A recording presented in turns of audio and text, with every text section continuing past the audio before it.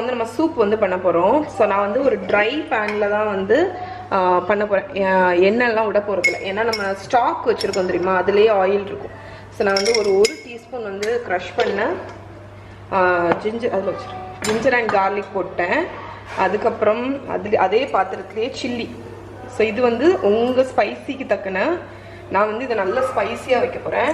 அதுக்கப்புறம் நான் இங்கே கட் பண்ணி வச்சுருக்கிற வெஜிடபிளில் ஒரு கை கொஞ்சம் போட்டால் போதும், ஏன்னா வந்து இது கிளியராக இருக்கணும். அதனால ஸோ நான் வந்து கேரட்டு, கேப்சிகம்,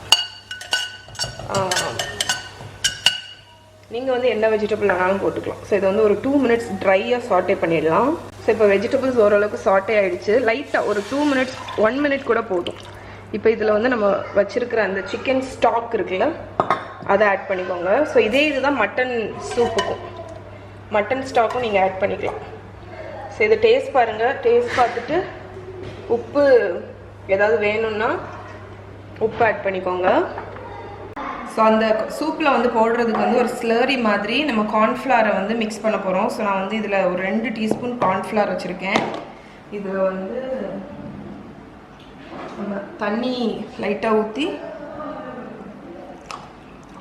இதுதான் நம்ம சூப் திக்கனிங்க்கு யூஸ் பண்ண போகிறோம். ஓகே, சூப் கொதிச்சிட்டான்னு பார்த்துருவோம். ஸோ இங்கே வந்து சூப் வந்து ஒரு 2 மினிட்ஸ் போல் கொதிச்சிட்ருக்கு.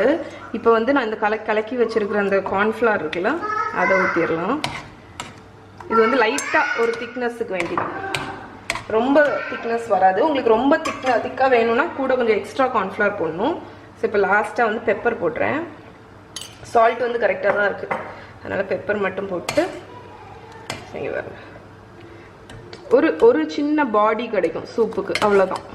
அந்த கார்ன்ஃப்ளவர் ஆட் பண்ணும்போது தண்ணியாக வேணும் அப்படின்னு நினச்சிங்கன்னா நீங்கள் இது ஸ்கிப் பண்ணிடலாம். அவ்வளோ, இதில் ஆட் பண்ணணும்னு அவசியமே இல்லை.